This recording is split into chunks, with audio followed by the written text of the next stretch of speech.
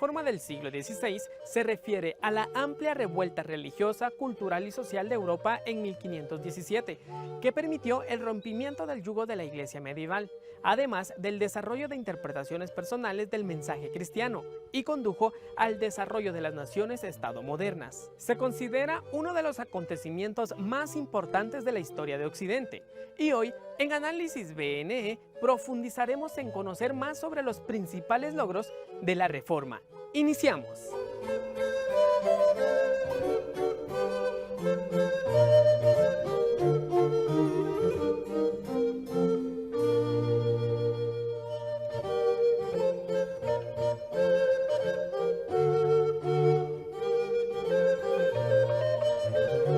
A la verdad, no me avergüenzo del Evangelio, pues es poder de Dios para salvación de todos los que creen, de los judíos primeramente, pero también de los gentiles. Romanos 1:16, Nueva Versión Internacional.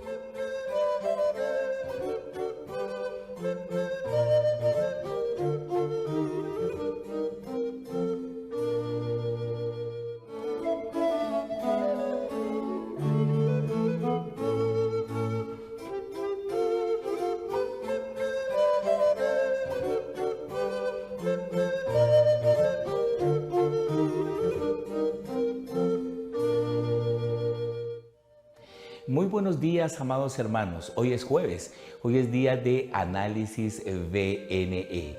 En este mes hemos tenido una serie que ha sido de mucha bendición. 505 años de la Reforma, celebramos nuestra salvación.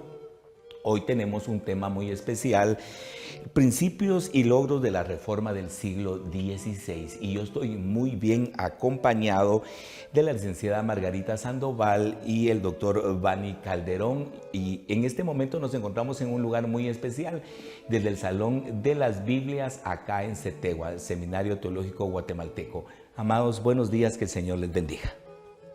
Buenos días, qué bendición poder estar aquí, poder platicar un poco sobre este acontecimiento mundial que marcó nuestra historia. Doctor, muy buenos días. Muy buenos días, es verdaderamente un honor compartir este espacio de reflexión juntamente con usted, hermano Chinchilla, así es, y hermana Margarita, licenciada Margarita. Es un privilegio estar aquí en esta oportunidad para poder reflexionar los elementos de fondo, los elementos profundos que trajo la Reforma consigo y que hasta el día de hoy creo que no hemos dimensionado, pero vamos a transmitir algunas ideas, algunos logros que seguramente van a orientar a la comunidad cristiana. Muy bien, y yo les decía que para nosotros es muy especial estar aquí en el Salón de las Biblias en el Cetegua, y usted se preguntará, pastor, ¿y dónde está Eduardito Arias? Pues él está precisamente tras de cámaras produciendo todo lo que usted ve, así que Eduardito, gracias y un saludo especial para usted. Bueno, principales logros de la Reforma del siglo XVI. ¿Cómo podemos hablar de la Reforma y del Renacimiento, licenciada? Bien, el Renacimiento fue un movimiento mundial, un movimiento que empezó bastante tiempo antes de la Reforma, pero yo siempre he dicho que quien maneja los hilos de la historia es Dios. Así que empiezan a darse como a encajar todos los acontecimientos para poder llegar a la Reforma. Y dentro de esto se da el Renacimiento. Empieza a romper la mentalidad. Paradigmas, podríamos decir. Los paradigmas, tanta situación terrible que había mental, digamos. El Renacimiento empieza a romper todo esto para que cuando venga la Reforma, como que la tierra esté abonada y pueda surgir y pueda ser aceptada, porque se habían quebrado esos paradigmas que se daban antes del Renacimiento. Toda esta etapa del oscurantismo que dañó tanto, que paralizó la ciencia, paralizó el arte, paralizó todo. El Renacimiento lo rompe y empieza a preparar el terreno para la Reforma. Doctor Bani, también para usted la misma pregunta. Sí, yo considero que el devenir de la historia desde lo que es la Edad Media en sí establece como un patrón en donde hay pugna de poderes y de autoridad entre lo que es la fuerza política o el poder político y también el poder eclesial. Finalmente, la Iglesia se impone y al imponerse, entonces ella es la que dirige los destinos, digamos, de todas las personas, por lo menos en el lado de Occidente. Bueno, realmente ha abarcado mucho más que el Occidente. En ese contexto, la Iglesia establece un poder o asume o adquiere un poder casi absoluto. Ella dice quién debe salvarse, quién no debe salvarse, qué es válido, qué no es válido. Sin embargo, en medio de eso siempre hay intentos de querer pensar bien. Hay intentos de poder pensar por sí mismo. El Renacimiento justo refleja eso, el interés por volver a las raíces griegas, a las raíces romanas o grecolatinas, como se conoce.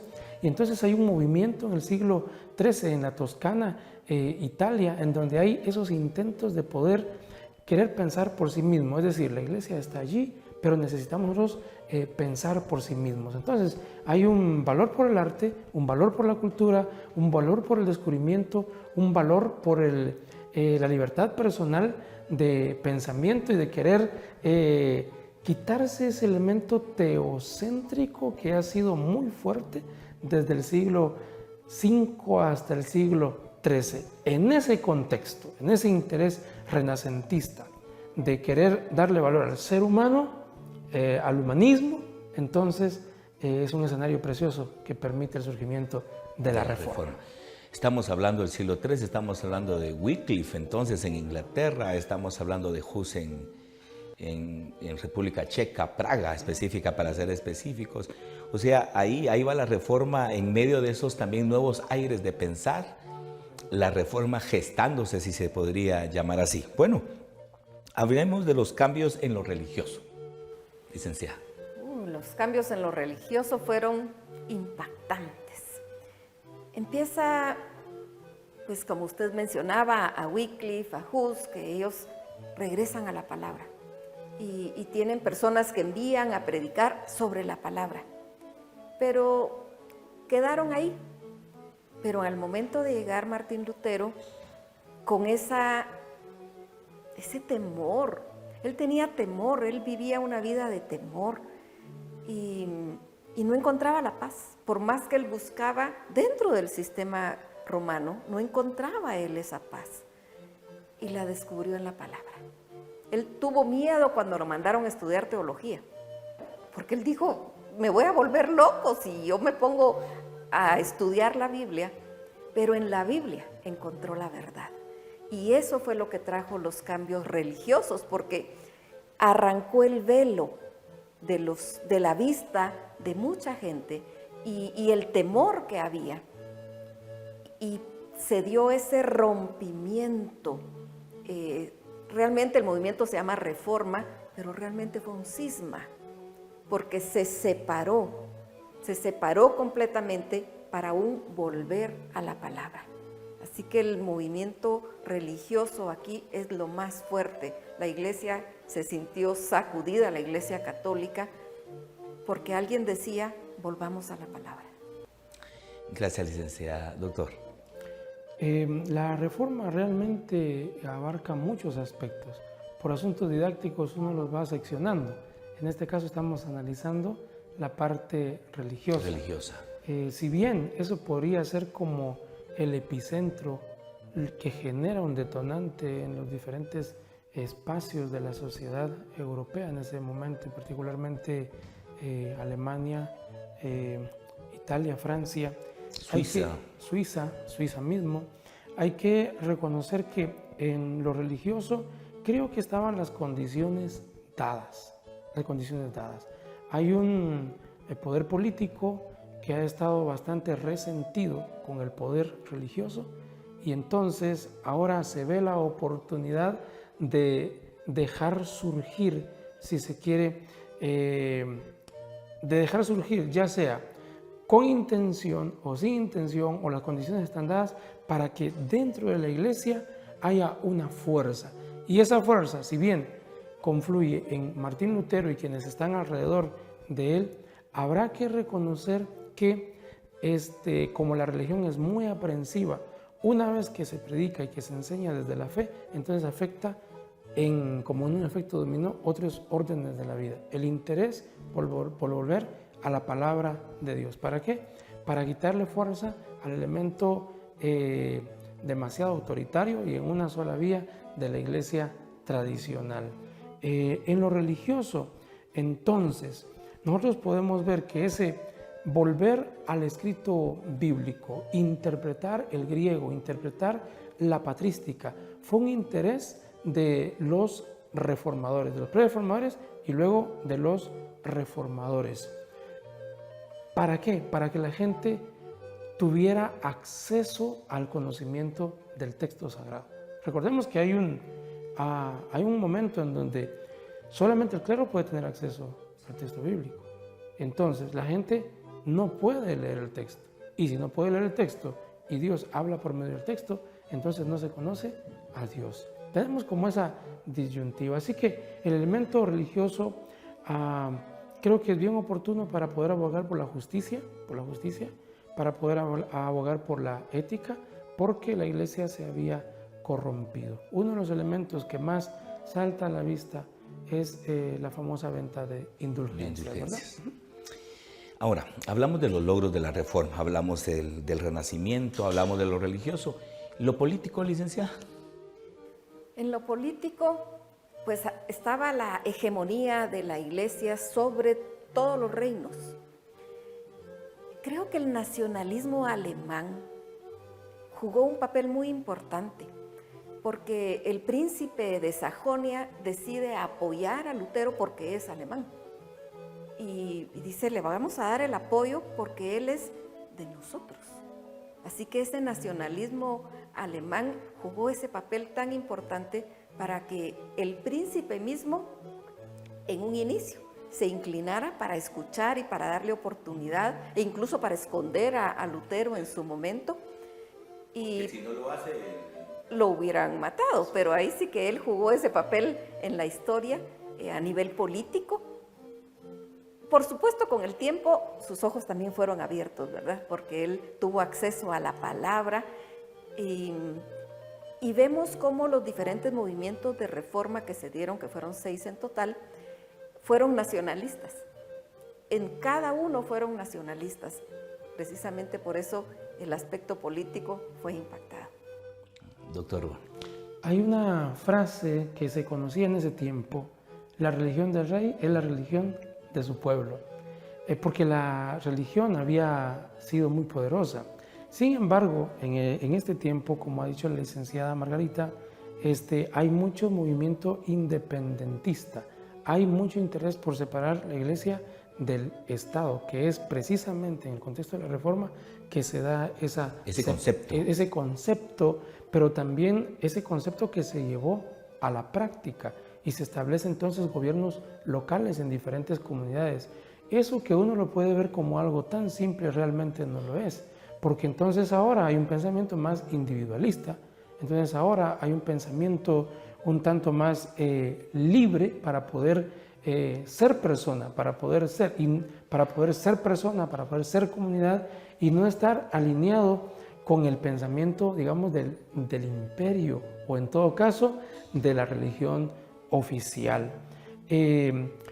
Por ahí va este elemento de lo político. Se le resta fuerza a la iglesia y ahora hay movimientos independentistas, ¿verdad? Esto viene a favorecernos. ¿En qué sentido? En el sentido de la libertad de pensamiento. De hecho, Lutero acuña un concepto muy poderoso que es la libertad de conciencia, la libertad cristiana, y eso propicia de sí el interés por las ciencias, también por el arte. Por eso no está desconectado el elemento de la Reforma al elemento del Renacimiento. Más bien lo que hace es darle continuidad de una manera, si se quiere, más intencional y más organizada. Bueno, nos vemos entonces al repasar la historia, nos damos cuenta de los grandes, yo quitaría solo la palabra logros, los grandes logros de la reforma abarcando, me gustó su palabra, el efecto dominó. Una vez que se tocó el punto de la fe, empezó a afectar todas las otras áreas de la vida, desde lo del Renacimiento, lo académico, lo político y no digamos lo religioso. Usted que ya está en casita, sé que usted está siendo edificado con este tema hoy aquí en Análisis VNE. En este momento vamos a ir a una pausa, pero por favor no cambie porque nosotros ya volvemos.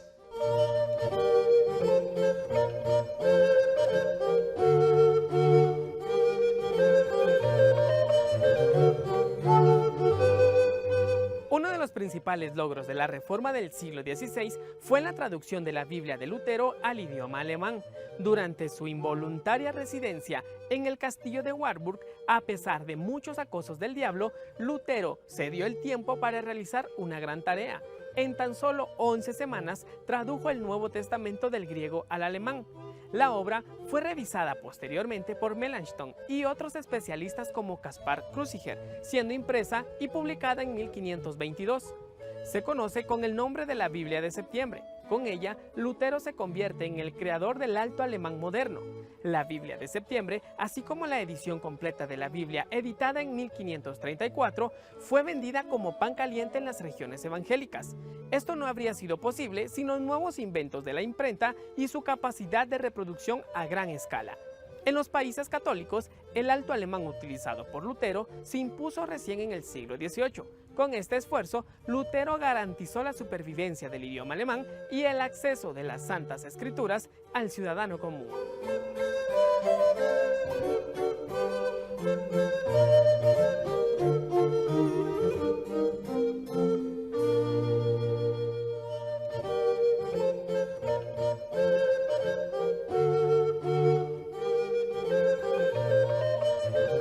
Porque por gracia ustedes han sido salvos mediante la fe. Esto no procede de ustedes, sino que es el regalo de Dios, no por obras, para que nadie se jacte. Efesios 2, 8 y 9. Nueva versión internacional.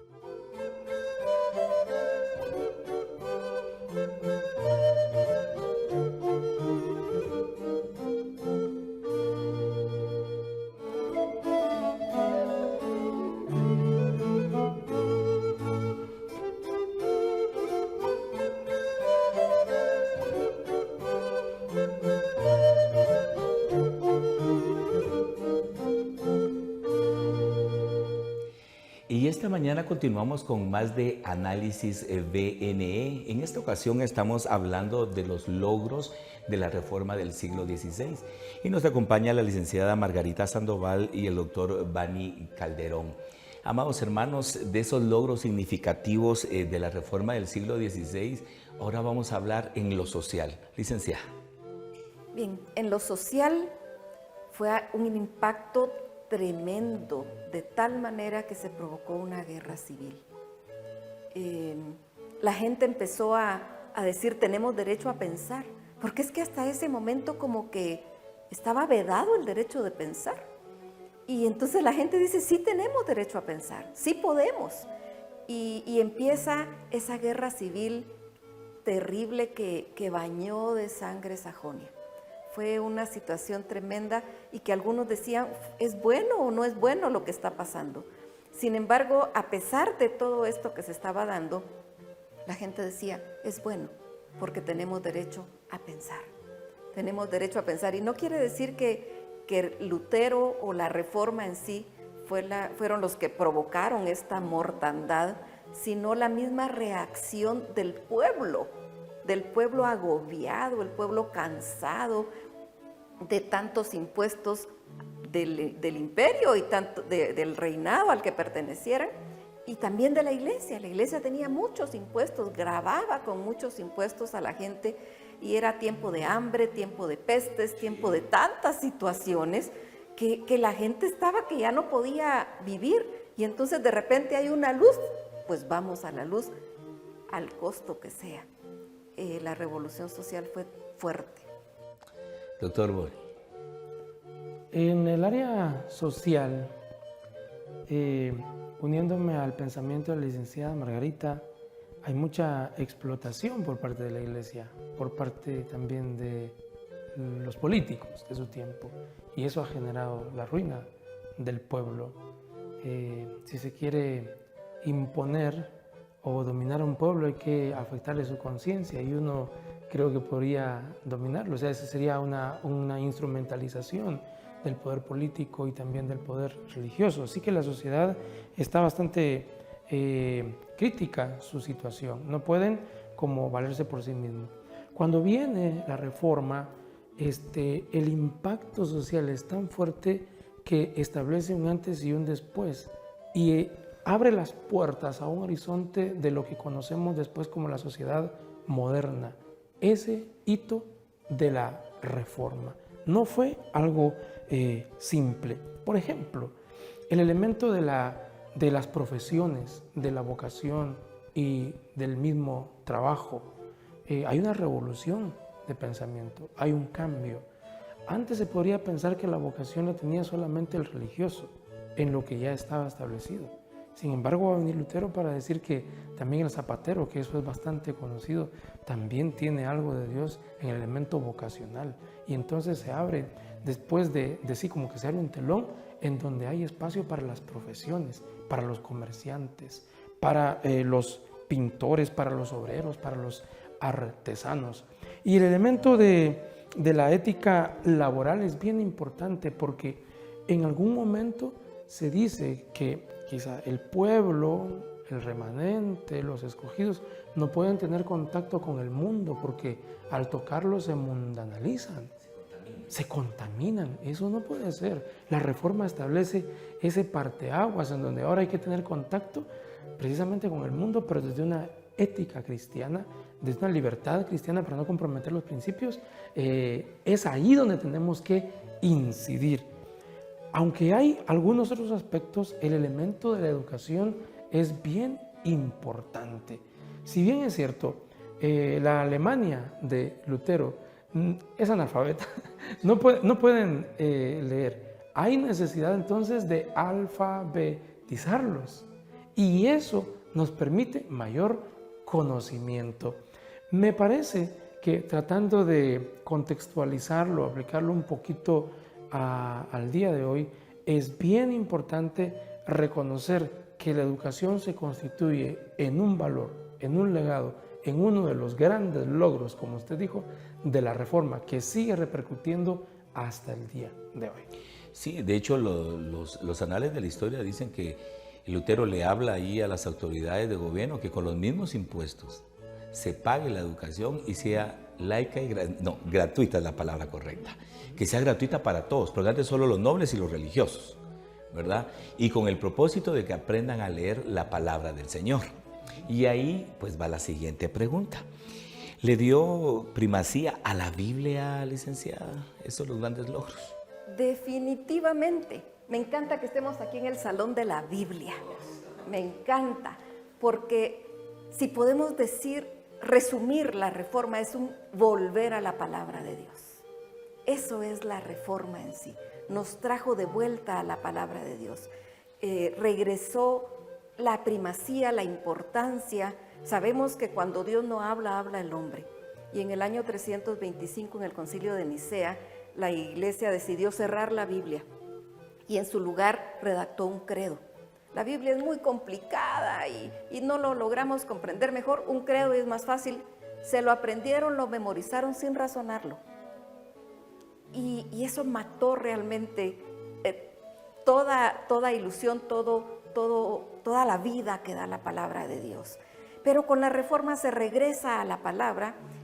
Ya Wycliffe había hecho la traducción al inglés, pero con la reforma Martín Lutero la hace en alemán, posteriormente Juan Pérez la hace al español, y entonces la palabra empieza a correr.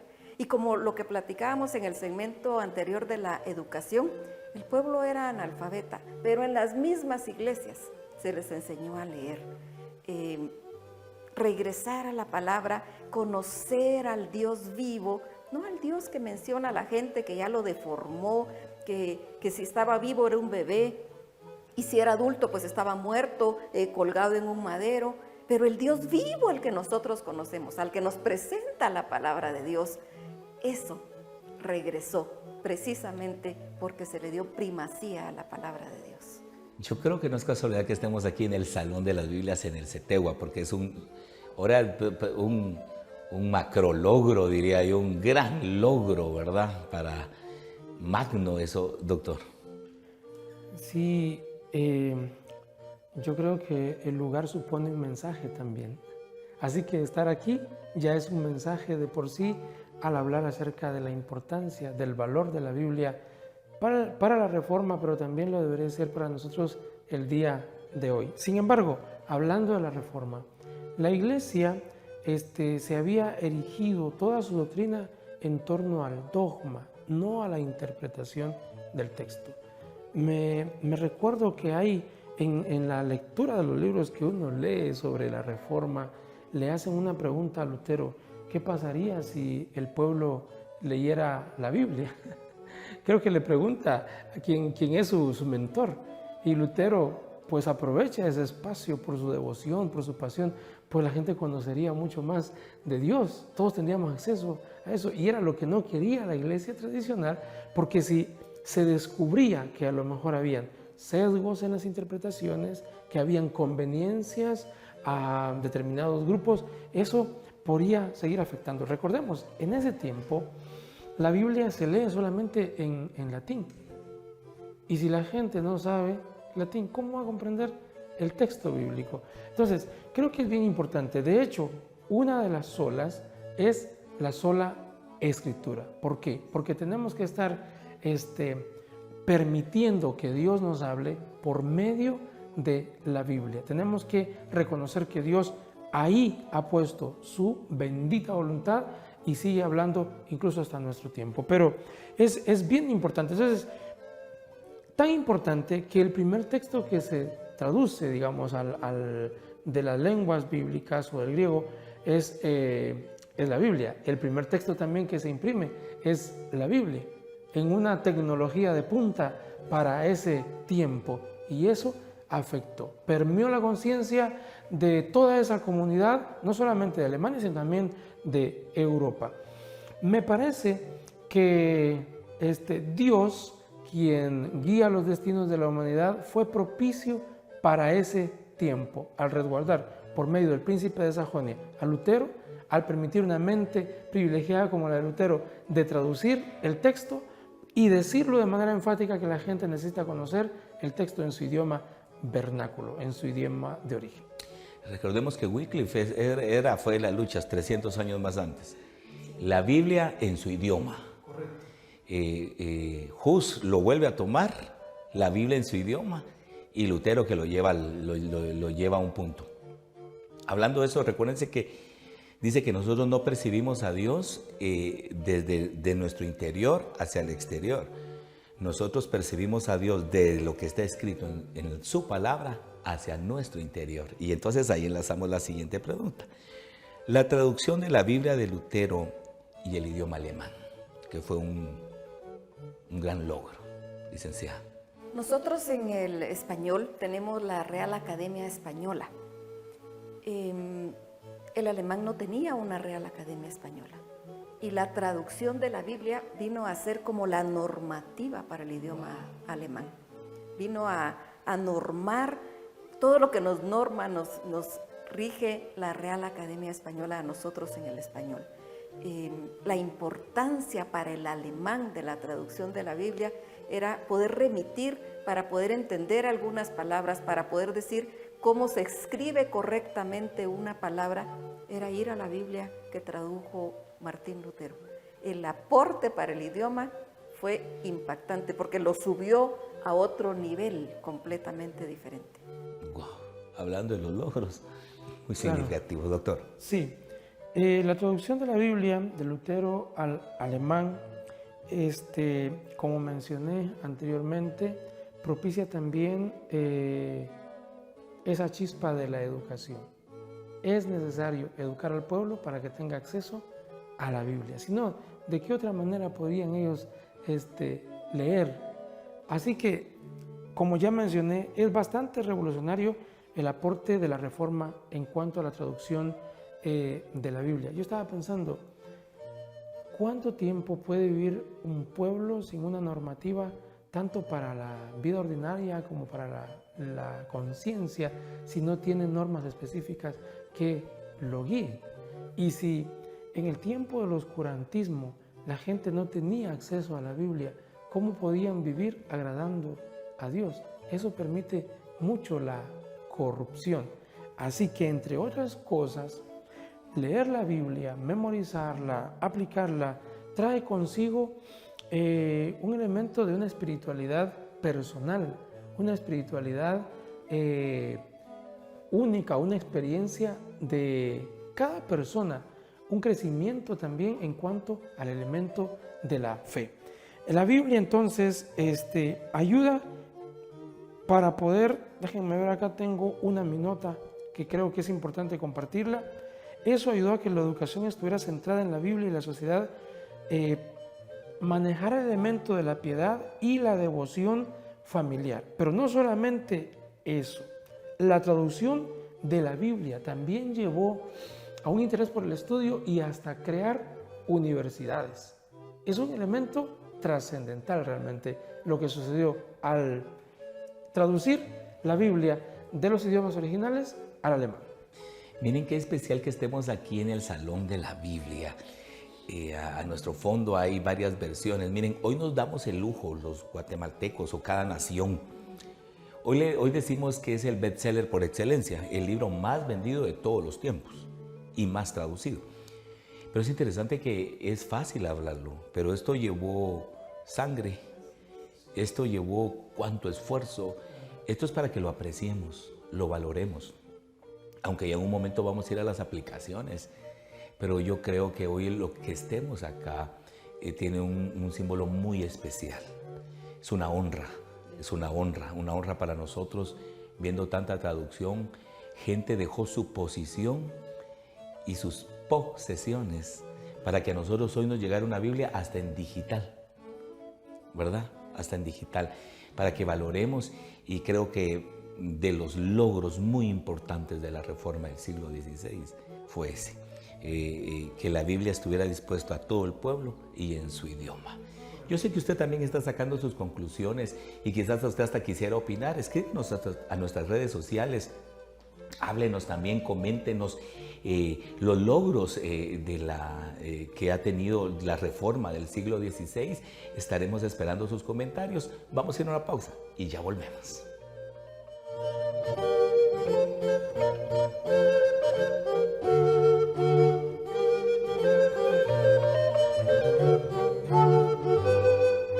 Castillo Fuerte. Este es uno de los himnos más populares de la Reforma de 1517, escrito por Martín Lutero, que se hizo muy conocido en la sociedad europea del siglo XVI.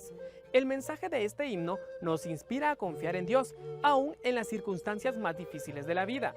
Dios es nuestro amparo y fortaleza, nuestro pronto auxilio en las tribulaciones. Salmo 46:1. A continuación, escucharemos una de las versiones de Castillo Fuerte.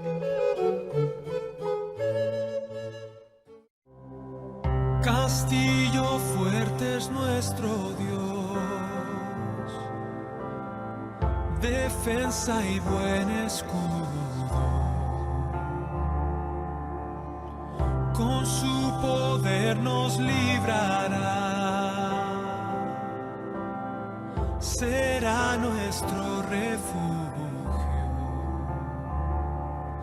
Con furia, con afán, el enemigo está, sus armas dejan ver astucia y gran poder. ¿Quién podrá darnos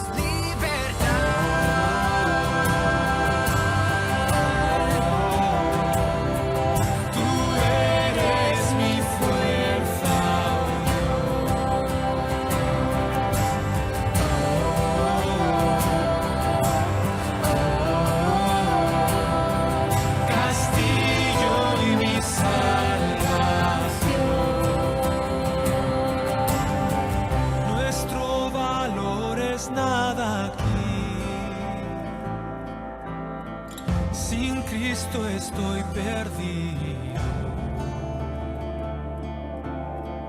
Mas con nosotros luchará, de Dios el escogido. Es nuestro Rey Jesús, el que venció en la cruz, Señor de la creación, omnipotente Dios. En él encuentro salvación.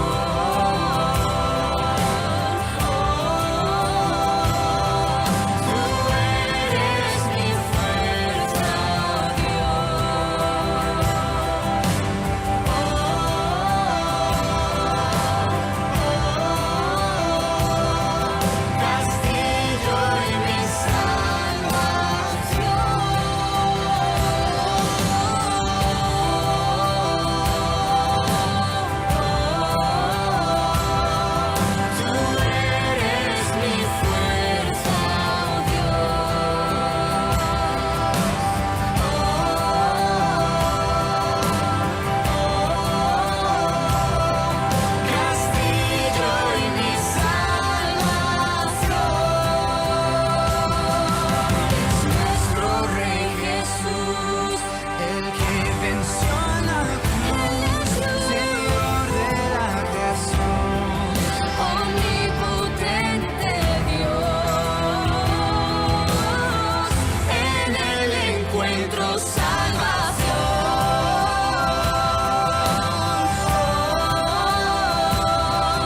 Tú eres mi fuerza,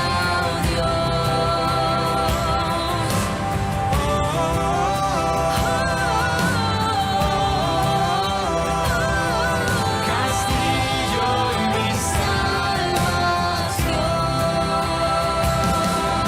Tú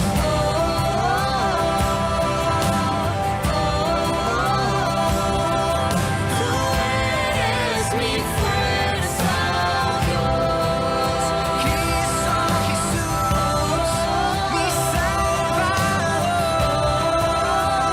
Salvador, castillo y mi salvación.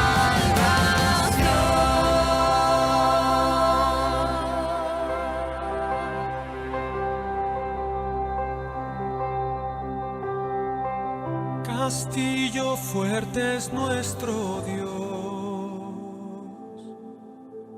Defensa y buen escudo.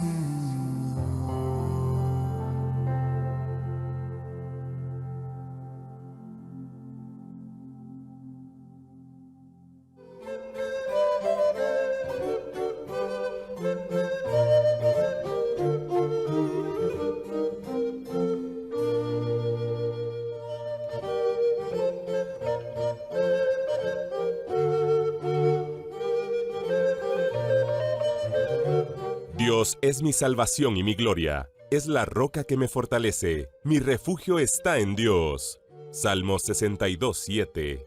Nueva versión internacional.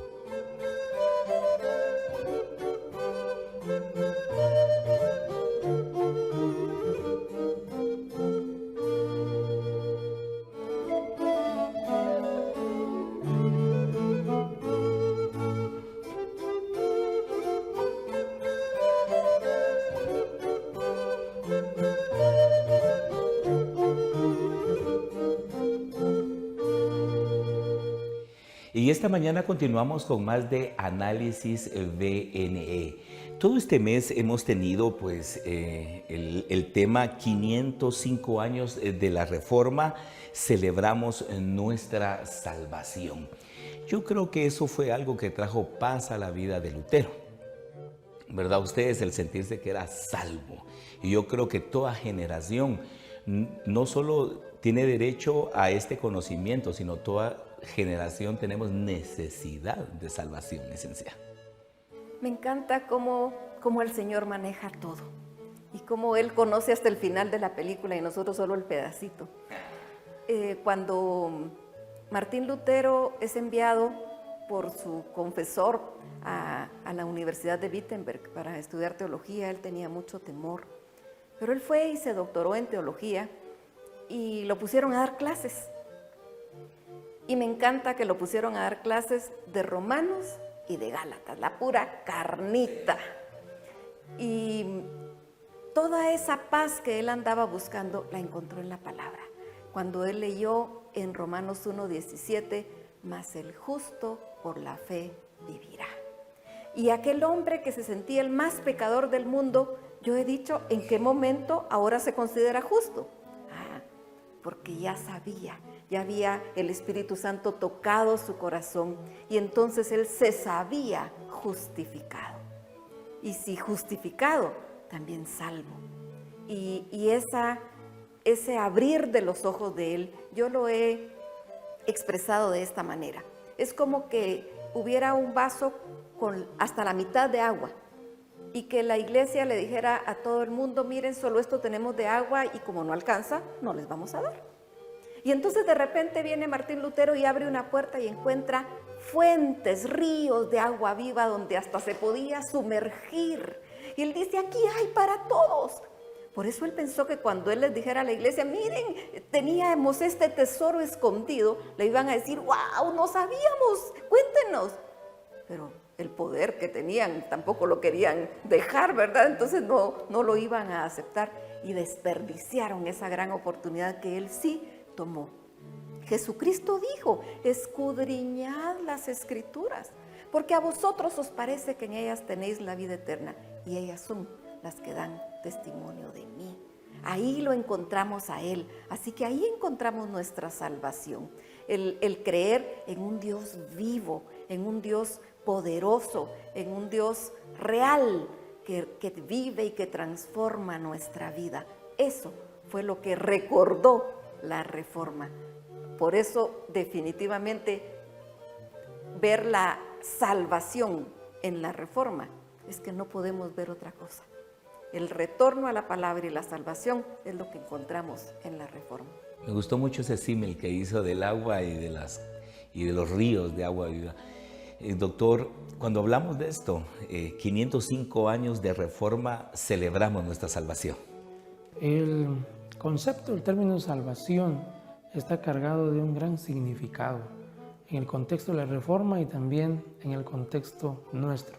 Para quienes vivimos en la tradición cristiana, cuando hablamos de salvación, hablamos también de un peligro inminente de donde debemos de ser salvos. Y en primer lugar, en el contexto de la Reforma, es esa condición de corrupción, de inmoralidad, es esa condición de sentirse en desventaja delante de Dios. Entonces, si el ser humano es depravado y siempre está queriendo ser independiente de Dios, entonces la Reforma pone sobre la mesa ese elemento de volver al Señor. ¿Y cuál es el medio para volver al Señor?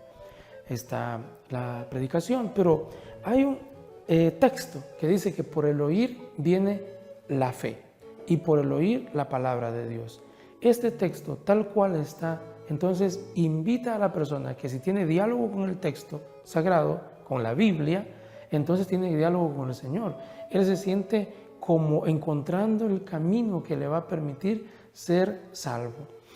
Y de los tópicos que hemos hablado el día de hoy, que la Reforma afecta a la parte religiosa, la parte política, la parte social, la salvación, ese término soteriológico, como decimos los que nos movemos en esto, abarca no solamente el aspecto espiritual. Si ese es el punto de partida, perfecto, pero no solamente se queda ahí.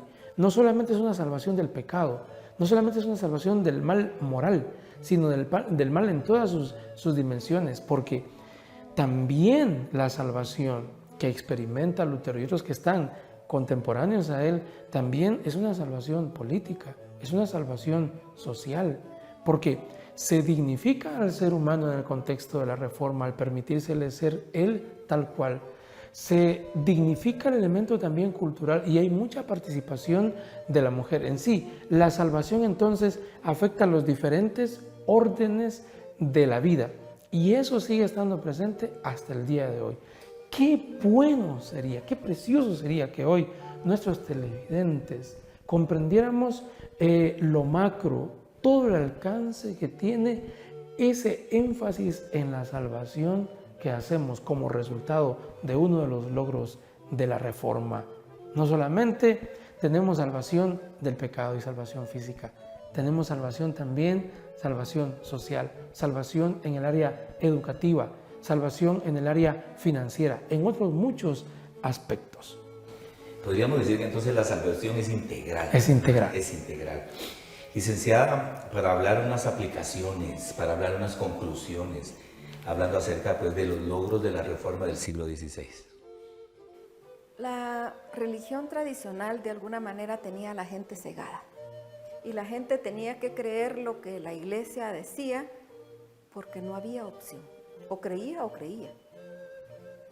Pero al abrirse la palabra, es una lámpara, dice el Salmo 119, 105, lámpara es a mis pies tu palabra y lumbrera a mi camino.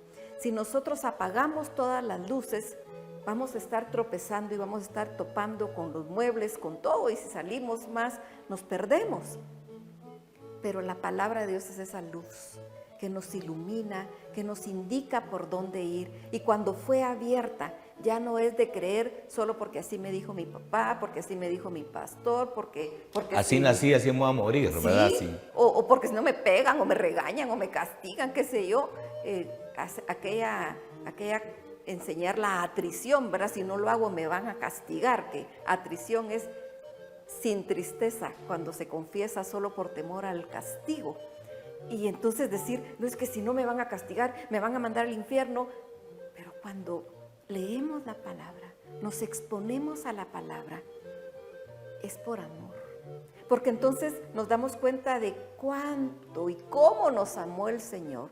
Y porque Él nos amó primero, nosotros lo amamos. Y entonces ya no es porque me van a regañar, sino porque yo amo a Dios. Y porque lo amo, quiero hacer lo agradable a Él, lo que le saque una sonrisa, no lo que le saque una lágrima.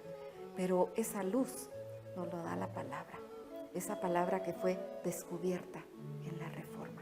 Y eso es lo más maravilloso. Doctor, cuando hablamos de conclusiones, aplicaciones de los grandes logros de la Reforma del siglo XVI.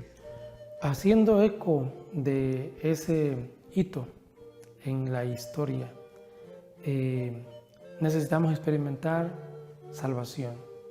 Quienes estamos en este espacio, nos ha alumbrado la luz del Evangelio, y tal quizá Lutero en su propia experiencia. Nosotros también hemos tenido experiencias que han marcado un antes y un después. ¿Y cómo se obtuvieron esas experiencias? Teniendo una relación íntima con Dios, reconociendo nuestra posición delante del Señor en primer lugar de desventaja y experimentándolo en nosotros. Porque el texto lo tenemos allí y nos alumbra, nos ilumina. Pero también debemos de permitir con una actitud de un espíritu reverente, de un espíritu respetuoso, dejar que esa palabra haga efecto en nosotros el día de hoy. Y esa experiencia de Lutero, la experiencia de los reformadores, la experiencia misma de Juan Wesley o de otros que podemos mencionar en la historia, también nosotros en algún momento tuvimos un antes y un después, que va más allá del conocimiento externo, ese conocimiento interno. Entonces, la salvación en el concepto de la Reforma hace efecto hasta el día de hoy en que nos establece un cambio, nos ayuda a experimentar al Señor en nuestras vidas. Seguimos experimentando a Jesús porque hay un solo mediador, dice el texto, entre Dios y los hombres, y es Jesucristo. Y Él está disponible para cada uno de nosotros el día de hoy. Si tan solo nuestras familias, las personas que nos ven en esta oportunidad, podrían tener conciencia de lo que significa el hecho de necesitar a Dios en nuestras vidas. Creo, hermanos, compañeros panelistas, que tendríamos una sociedad distinta. La gente necesita de salvación, necesita del poder transformador del Evangelio el día de hoy. Algunas veces establecemos leyes, queremos que desde la política se cambien a lo mejor la conciencia, pero no se puede. El cambio debe de ser interno, y para que eso suceda hay un solo medio, y es una experiencia de fe con el Señor, en contacto con su palabra, por medio de Jesucristo y la asistencia del Espíritu Santo. Seguramente experimentaremos salvación en todos los espacios, en todos los órdenes de la vida. Gracias, doctor, me gustó mucho lo que dijo. El cambio viene ahí sí que desde adentro, de la misma iglesia hacia afuera. Y es un llamado también a nuestra iglesia actual, a la iglesia presente, para que no caer en esos excesos, porque, y lo voy a decir con toda humildad, mejor que ellos no somos. Como para decir, no, estos se desviaron y como nosotros no. No, al contrario, esta es una gran llamada de atención para la iglesia presente, para que aprendamos de la historia y el famoso refrán, porque el que no aprende de la historia corre el riesgo de volver a repetirla. Hoy no estamos aquí para decir que aquellos fueron los buenos y estos los malos, sino es una historia que nos sigue hablando de que debemos de ser agradecidos por nuestra salvación, pero que también nos cuidemos de esos excesos que nos estaban apartando de Dios, como lo dice la historia. Este es el momento, doctor, que quisiéramos orar por las personas para que fundamenten su fe, para que seamos bibliocéntricos, ¿verdad? Para que examinemos las cosas, ¿verdad? Examinarnos, ¿qué estamos leyendo? Para los ministros que estamos enseñando, que evaluemos, eso no es malo. Evaluar no es criticar, ¿verdad? No, evaluemos. Unos que estamos aprendiendo y otros que estamos enseñando. Doctor, con usted el tiempo. Muy bien, yo creo que es oportuno hacer una oración reconociendo este gran legado de la Reforma, estos grandes logros de la Reforma y que son innegociables. Volver al texto bíblico, volver a Jesucristo, tener experiencias también de fe, que esto es medular, es importante para nuestra vida. Ahí donde usted está, vamos a hacer en esta oportunidad una oración. Sé que el Señor está sensibilizando su vida, está sensibilizando su mente, está invitándole a pensar para tener una experiencia de fe, que es bien importante. Yo le invito para que se una conmigo en esta oración que vamos a realizar en esta oportunidad juntamente con los compañeros que estamos acá en el set. Elevamos una palabra de oración. Dios y Padre eterno, gracias por haberte manifestado, Señor, a nosotros y porque siempre te interesas en nosotros, en los seres humanos, al saber que necesitamos de ti. Gracias porque en ese interés no nos has dejado solos, al contrario, nos has dejado los recursos, los medios para que comprendamos, Señor, tu voz, para que comprendamos el palpitar de tu voluntad, Señor, para nosotros, que es siempre buena, agradable y perfecta. Por eso, entre otras cosas, nos has dejado el texto sagrado, la Biblia. Y, Señor, ese texto lo tenemos a disposición nuestra el día de hoy en los diferentes idiomas, de las diferentes maneras o presentaciones, para que tú, Señor, puedas manifestarte en él, haciéndonos un llamado a la conciencia, a nuestro corazón, para invitarnos a seguirte. Gracias por Jesucristo nuestro Señor, quien vino y se entregó por nosotros en la cruz del Calvario para salvarnos de nuestra condición miserable de pecado, para generar una transformación en nosotros, transformación profunda de adentro hacia afuera, para que nuestras vidas, Señor, puedan dar testimonio de que tú vives, para que nuestras familias también, donde habitas tú y donde anida, Señor, tu palabra, puedan vivir vidas abundantes en armonía, para que las sociedades en donde vivimos, las diferentes comunidades o localidades, también, Señor, la luz del Evangelio, por medio de tu palabra y por medio del mensaje de Jesucristo, puedan, Señor, ser alumbradas para vivir bien. Oramos para que tú traigas salvación a nosotros siempre. Oramos para que tú traigas salvación para nuestra sociedad guatemalteca, para nuestras diferentes comunidades. Abrimos la puerta de nuestro corazón para que una vez más tú sigas, Señor, obrando en nosotros. Que la bendita gracia y comunión del Espíritu Santo pueda asistirnos, pueda guiarnos, pueda orientarnos para tomar decisiones sabias, prudentes, que agraden, Señor, tu nombre, y que de esa manera te demos a conocer entre los pueblos de la tierra.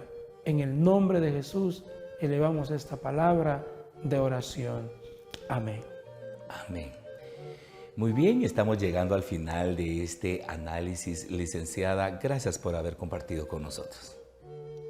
Es una bendición siempre poder hablar de la palabra del Señor. Siempre, porque es nuestra fuente de vida. Así que es un privilegio estar aquí. El privilegio es nuestro. Doctor, gracias por haber compartido con nosotros este análisis. Es un honroso privilegio, sinceramente, compartir este panel, y quiera Dios que más de una palabra de la que hemos dicho afecte para bien a las personas que nos están viendo. Confiamos en el Señor, que estos diálogos darán fruto. Por ahora no podemos mirarlos, pero seguramente Dios está ahí obrando por medio de estas ondas de Canal 27. También un canal, como creo que ya conocemos, un canal que ha afectado para bien a lo largo y ancho de Guatemala y más allá de sus fronteras por medio de las redes sociales. Gracias, doctor, gracias, licenciada, y a usted en casita, muchas gracias. Hoy es jueves 20 de octubre, muchos de ustedes están en casita pues disfrutando ahí de un asueto, y gracias por estar en sintonía de Telerevista Buenas Nuevas de Esperanza. Usted dirá, ¿y Eduardito Arias dónde está? Él está tras de cámaras haciendo posible este análisis, que en esta edición la hemos llegado desde acá del Salón de las Biblias Cetegua, desde el Seminario Teológico de Guatemala. Yo soy el pastor Orlando Chinchilla y seguramente nos veremos en el próximo Análisis BNE. Gracias.